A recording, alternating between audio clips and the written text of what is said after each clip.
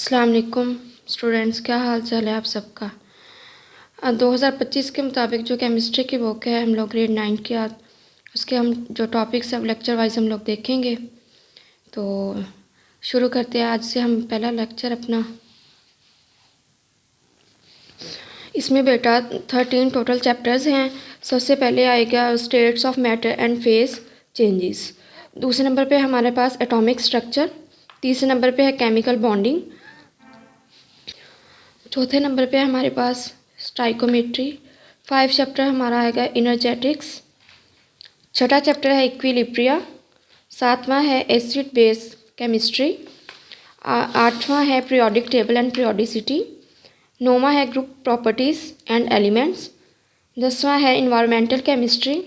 11वां है हाइड्रोकार्बन्स और 12वां है empirical data collection and analysis और 13वां और लास्ट जो है वो लेबॉर्ट्री एंड प्रैक्टिकल स्किल्स है।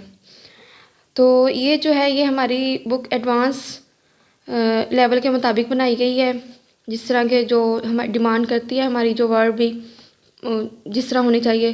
और अल्हम्दुलिल्लाह मुझे ये जो बुक देख के बहुत अच्छा लगा कि हमारी जो हुकूमत है वो इस पे ज़्यादा अच्छा काम कर रही है। जो हमारे पास पहला चैप्टर है chapter 1 states of matter and phase changes. ठीक है, इसमें सबसे पहले हम लोग केमिस्ट्री की डिफाइंस वगैरह देखेंगे, फिर उसकी जो ब्रांचेस है डिफरेंट वो देखेंगे। एटम, एलिमेंट, कंपाउंड, मिक्सचर, इनमें हम देखेंगे डिफ्रेंशिएट और इनकी डिफाइंस।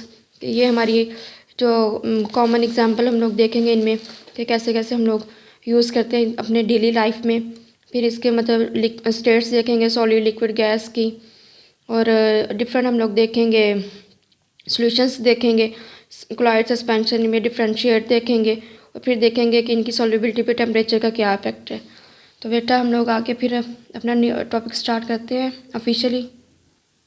तो बेटा सबसे पहला टॉपिक हमारा है व्हाट इज़ केमिस्ट्री। तो अब इससे आप केमिस्ट्री की डिफाइन भी कह सकते हैं या व्हाट इज़ केमिस्ट्री, चलो केमिस्ट्री क्या है। तो इसमें जो है chemistry is the science which deals with the properties and composition the structure of the substances. Substance में मैटर भी आ जाता है और डिफरेंट एलिमेंट्स, कंपाउंड्स जो हम लोग जिनकी स्टडी करते हैं उनकी। प्रॉपर्टीज़ मीन खुसूसियात, जिस तरह हम लोग कहते हैं कि किसी की उसकी फ़िज़िकल प्रॉपर्टीज़, केमिकल प्रॉपर्टीज़ और भी डिफरेंट प्रॉपर्टीज़ होती हैं। फ़िज़िकल प्रॉपर्टीज़ में उसकी अपीयरेंस वगैरह हो जाती है, कलर। और जो केमिकल होती है वो केमिकली उसमें मेल्टिंग, बॉइलिंग पॉइंट।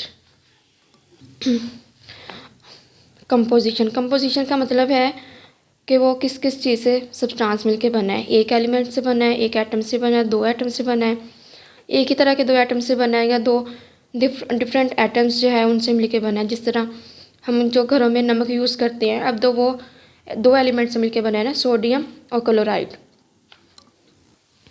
तो बेटा मैं आपको बता रही थी कि टेबल चार्ट का फार्मूला क्या होता है, NaCl। ठीक है, इसमें जो है ये एक एलिमेंट है सोडियम, ये पहले ग्रुप से बिलोंग करता है। और ये जो क्लोराइड है या क्लोरीन इसे बोलते हैं। आम जो है जब ये नॉर्मल स्टेट में होता है तो इसे क्लोरीन बोलते हैं। जब ये किसी के साथ स्ट्रक्चर बना लेता है या किसी के साथ केमिकली बाउंड हो जाता है तो इसे बोलता है क्लोराइड। तो इसका जो केमिकली नेम है वो सोडियम क्लोराइड है, सोडियम क्लोराइड। बेटा ये हम लोग घरों में एज ए साल्ट के तौर पे यूज़ करते हैं। इसमें ये होता है कि सोडियम जो होता है वो पॉजिटिव और जो क्लोरीन होता है उस पर नेगेटिव चार्ज हो जाता है। ठीक है, तो जब ये केमिकली कंबाइन हो गए तो ये सोडियम क्लोराइड हमारे पास जो एज अ टेबल सा यूज़ करते हैं वो आ जाएगा। तो ये इसकी कंपोजिशन है। इसी तरह और भी हैं, जिस तरह वाटर है उसमें होता है H2O। उसमें अब कितने होते हैं, 2 हाइड्रोजन होते हैं और 1 ऑक्सीजन होती है।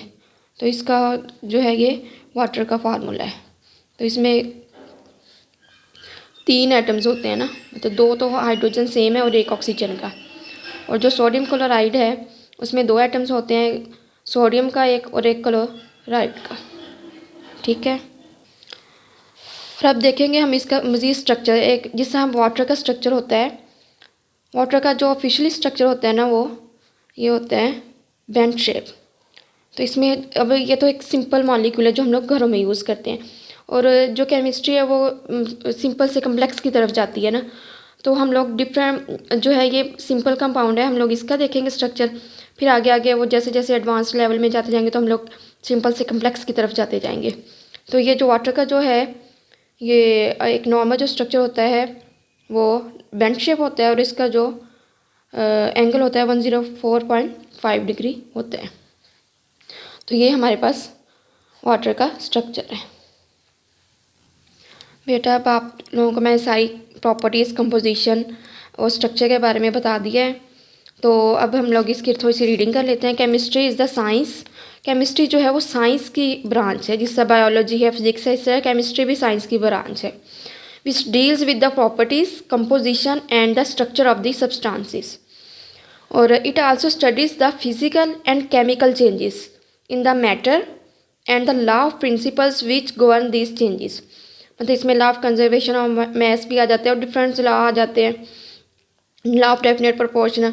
तो हम लोग इसमें ये जो अगर इसकी डिफ़ाइन करेंगे तो यहाँ से केमिस्ट्री से यहाँ से लेके हम लोग यहाँ तक करेंगे, ये इसकी डिफ़ाइन आ गई, ठीक है। Govern this changes.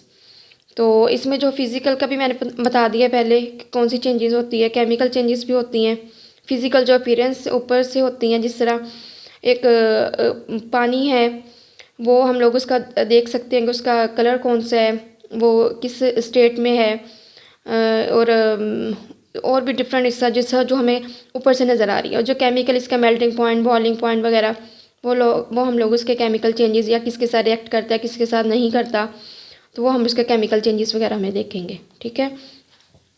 अगर determination of composition represents the finding out the percentages of element and compounds in a sample of matter.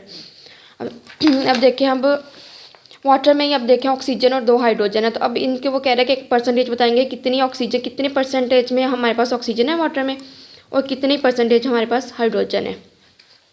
तो ये इसकी भी स्टडीज़ में हम लोग केमिस्ट्री में करते हैं। Structure of matter means the arrangement of atoms in a matter.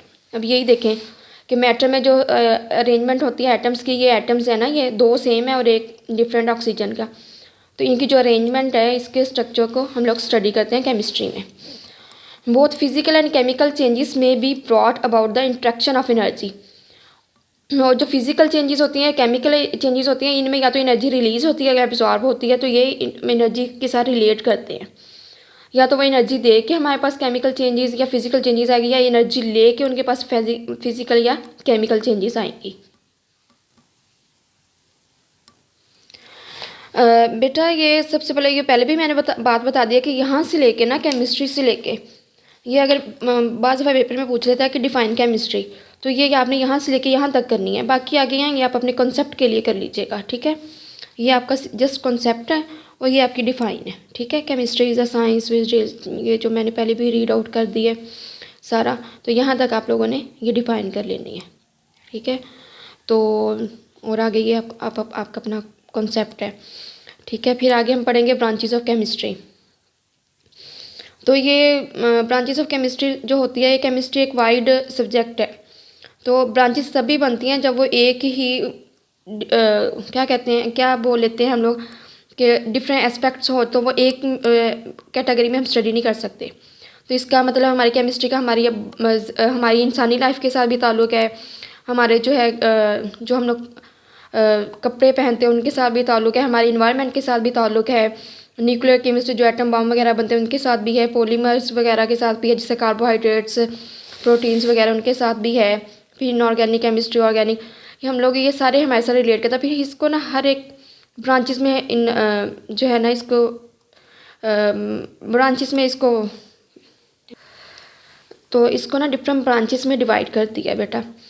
तो इसका तो या तो आदत होता है कि फ़िज़िकल, मतलब कोई भी एक पूछ लेंगे आपसे तो इसका मतलब आप डिटेल बताएं, फिर पहले उसके आप डिफ़ाइन लिखेंगे और उसके लिहाज से उसके जो एस्पेक्ट्स वगैरह है ना वो आप लिखेंगे।